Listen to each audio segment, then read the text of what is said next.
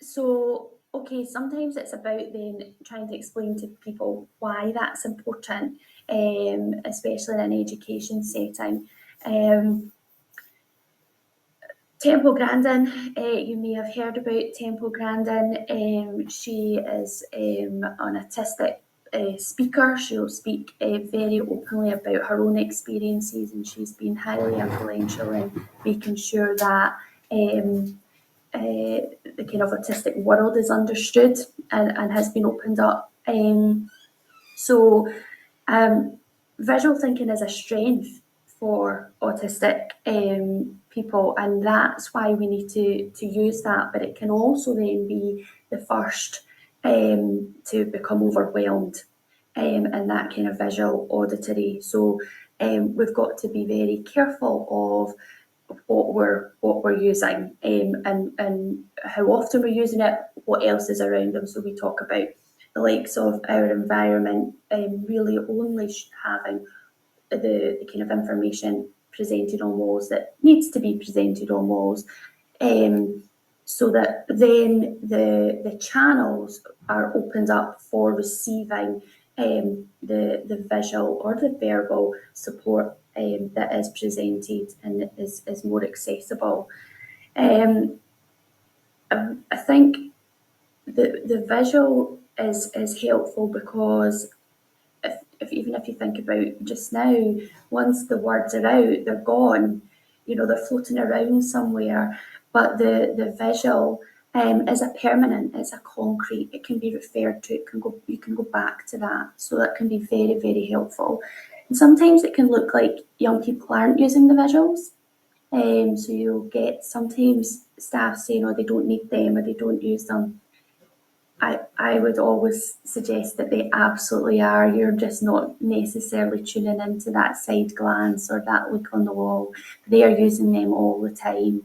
And what we tend to find is if we take them away, might be okay for a wee while, and then cracks start to show. So you have to work with the young person, because obviously there'll be things that they are able to say that they want or they don't want, and to work with them to see how helpful that can be.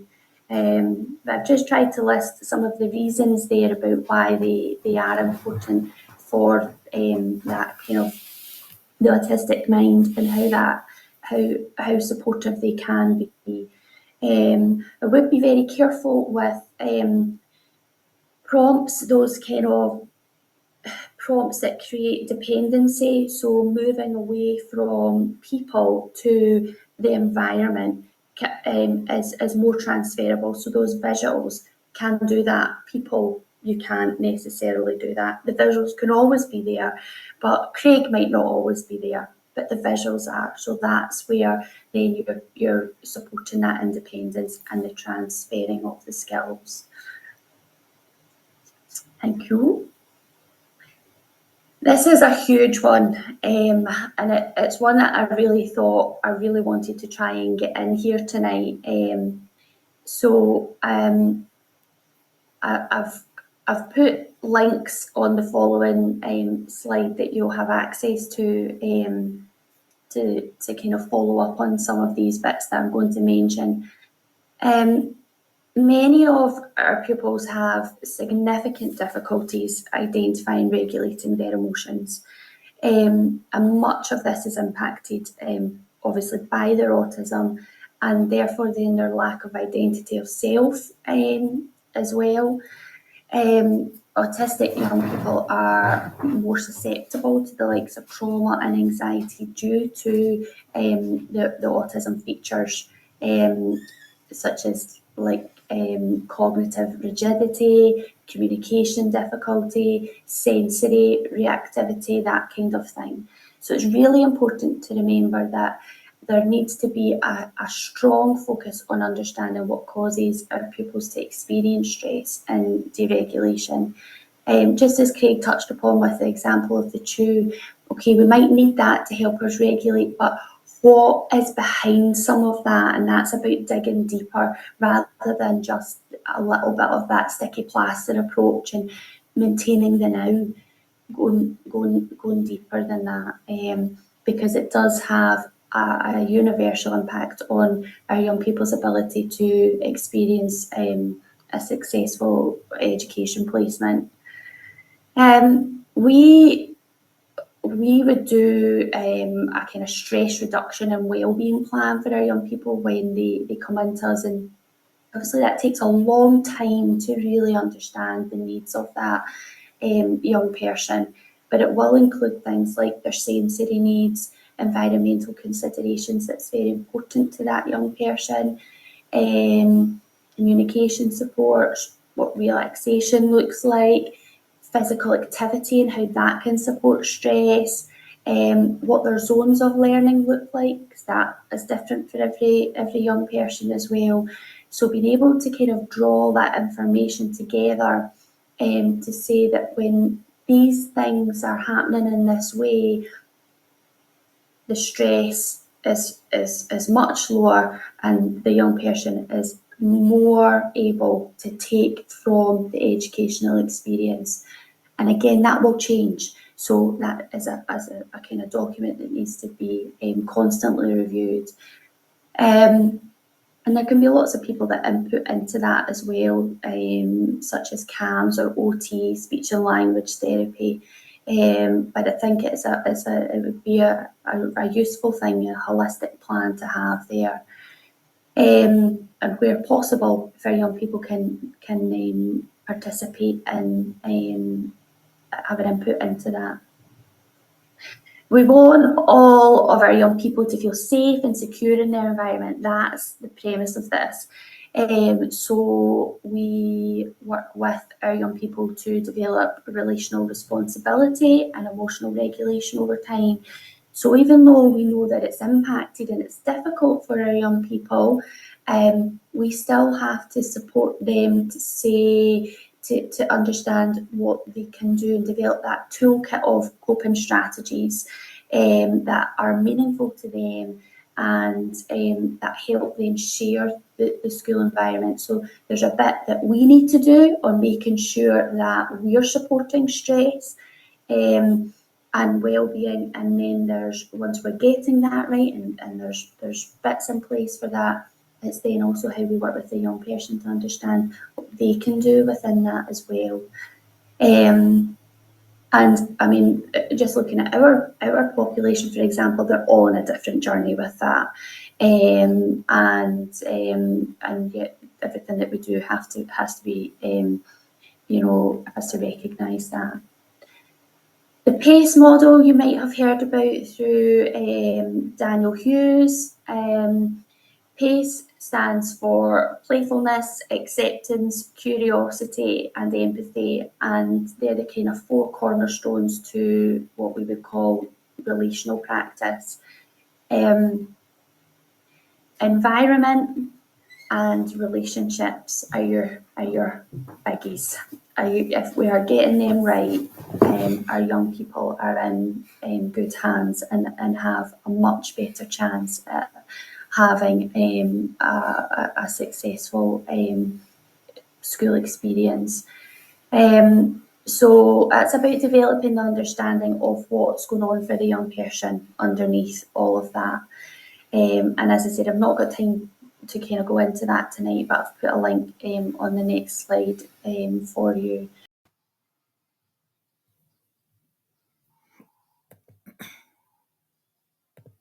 And it's an opportunity for you to tell a professional about your child and your family's needs. An assessment is also important because it can lead to a number of services being provided, like practical help in the home and short breaks and other forms of support that are much more wider. So these are things that are wider than just the support at school. You might be entitled to receive grants or benefits such as child disability payment in Scotland, depending on the level of support or care that your child needs, even without a diagnosis, and that's also something to bear in mind. Our free phone helpline offers expert confidential advice on benefits and family finances. So you can call that number 0808 808 3555, or you can have a look on our Scottish Benefits section on our website to ensure that you and your family are getting everything that you're entitled to. So on the next slide, so how important is getting a diagnosis? Well, most parents say that they would like a diagnosis. Over time, some find that getting a name is not as important as it was at first. The most important thing is ensuring that the child's day-to-day needs are met, including their educational learning. Others may want a diagnosis, and maybe is a little bit easier to help ensure their child has the best possible support and treatment in place. So that covers health as well.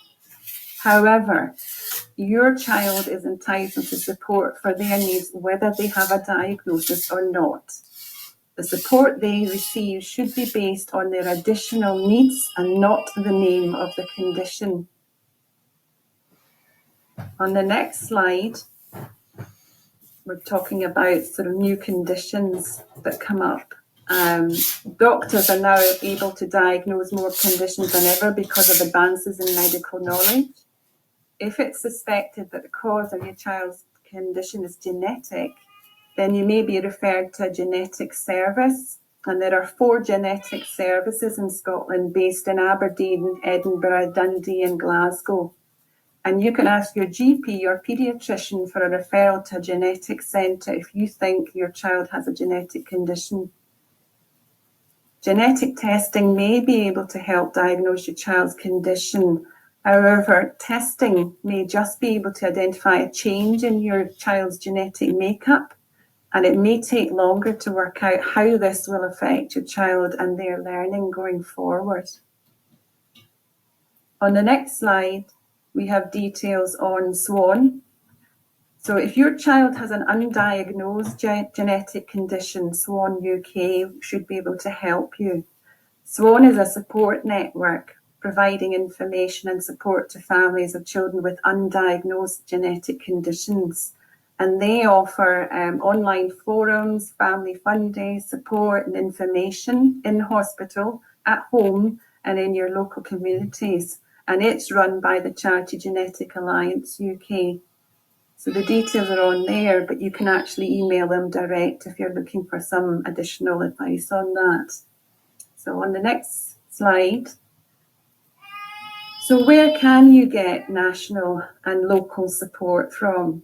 Well, national condition support groups may have information that's useful if your child has certain symptoms, even if they don't have a named diagnosis. So for example, the National Autistic Society can offer useful resources for helping with communication and behaviour. And Speech and Language UK, for instance, can help with speech specifically.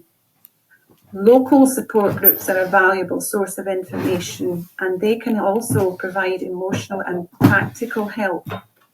And they're often run by parents themselves, parent carers themselves, and can help you and your family, and that's including siblings, connect with other families. They often run events, family days, parent training, wellbeing sessions, or summer play schemes or activities too. And that can help with socialisation and connect you and your child to new friendships. Many groups are for additional needs with or without a diagnosis. We would also recommend that you register with your local carer centre, as they can also provide local support to you as a carer and offer a wide range of help, including carers assessment and help to access carers allowance. They often run parent support groups as well. So if you want to find out more about your local group, just email me at scotland.office@contact.org.uk.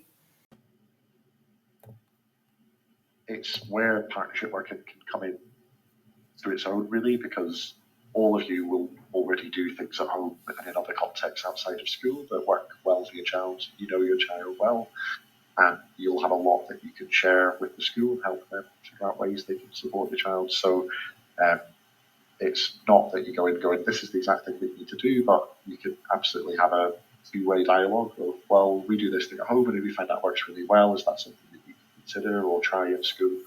And that's a really good way to try and approach those conversations and work in partnership together to get the right supports in place. But that is enough of me, Richard, on, I think, for a while. So I really pass it across to Donna, I think, for the next few while. Great, thank you. That's great. So why is it that making a diagnosis can sometimes be so difficult? As Mark has mentioned, there may be a delay in getting a diagnosis if your child is on a waiting list to be assessed. There are more than 6,000 known rare conditions. Doctors rarely see children with these conditions, and that can make it harder for that to be recognised. And many conditions have similar features or symptoms which make it more difficult for health professionals to make an initial diagnosis. Some children have a number of features or symptoms that do not fit into one specific condition. And each condition can affect children in many different ways, as Mark has earlier touched on. Certain symptoms associated with a condition may not appear until your child is older, and so that's something to bear in mind when you are looking for an initial diagnosis. So on the next slide, when you do realise your child may have a learning difficulty or disability, getting a diagnosis can take time. Genetic Alliance UK actually estimate that about 50% of children with a learning disability have no definitive diagnosis. And some families may be told that their child has maybe global developmental delay if they are slow to reach 2 or more milestones in all areas of their development. So on the next slide, regardless of your situation, as Mark has said, you do have the right to request an assessment. Any concerns you have, along with support, strategies or adjustments that have been made, should be recorded and reviewed on a regular basis, and that's standard. And trying to get a diagnosis can mean your child has lots of different assessments and appointments, and I'm sure some of you have experienced that already. And that may mean time away from school learning and additional time for you as a parent to not only attend these appointments, but prepare ahead for them. An initial assessment may be carried out by, say, an educational psychologist or a referral to child and adult mental health services, or it could be to a specialist health professional as well. So if you think that your child could benefit from a particular assessment or test, or if you're worried about your child, then talk to your GP as well as the school and seek a second opinion if need be. So moving on to the next slide. Thank you, Mohit. So do make a list of all the ways your child is affected and take copies along to medical and educational appointments and assessments, and that's really important. And keep the list updated with any changes or developments. It will save you time later on if you have more meetings with new teachers or new health practitioners. And both Inquire and all our practitioners at Contact reiterate that. You might find it helpful to create a communication passport for your child. So a communication or hospital passport is a booklet that you can use to pass on crucial information about your child or young person with additional needs. And it can contain information really about your child's condition, say any medications, their likes, their dislikes, how they best communicate, and essential information if an emergency happens. So you can use this to share with your child's teacher so that they understand how to support your child in school on all the key elements. Call Scotland have free communication passport templates which you can download from their website. I think we'll just put that into the chat there, and the website's linked on this slide. So on the next slide, with regard to finding support and information to help your child, the local authority, social services departments are legally responsible for arranging support for disabled children, their siblings and carers, so you as a carer as well.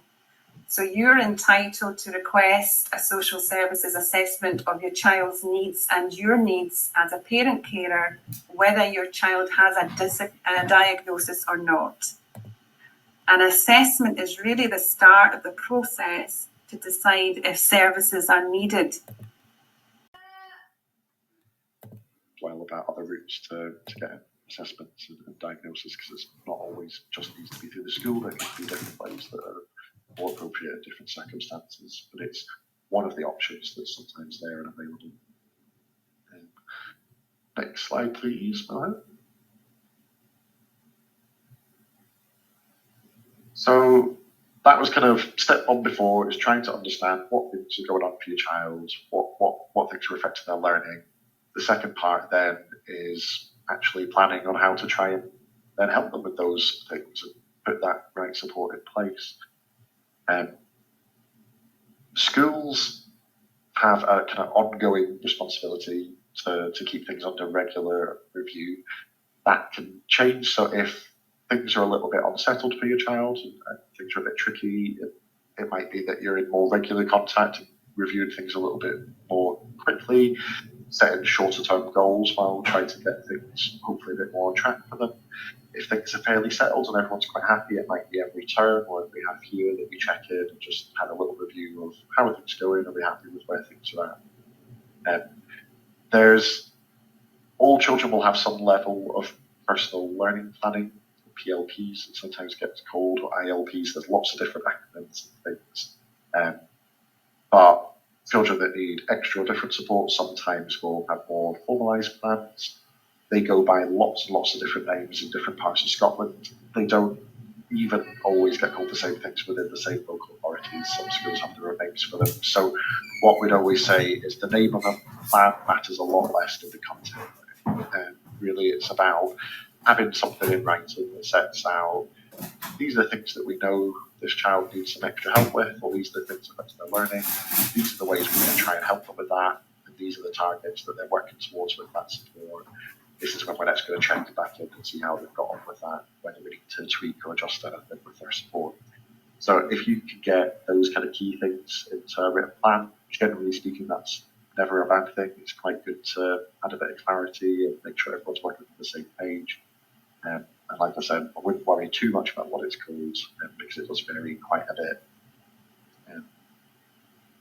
If we could go to the next slide, please, Mohan, that'd be fab. Thank you.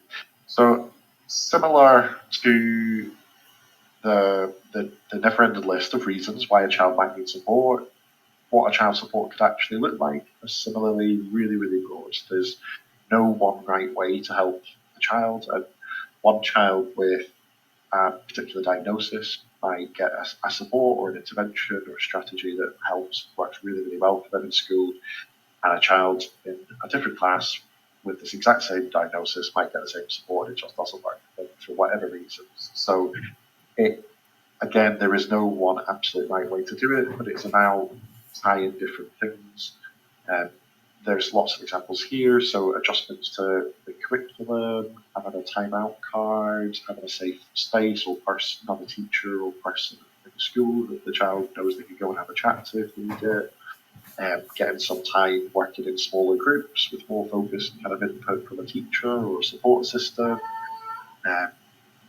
Getting a bit extra time with exams, having a scribe, someone to help write things, using assistive technology. The list is endless and there's no one right way to do it. But again, it should be about having that conversation between you and your child and the school to try and come up with a bit of a plan together. And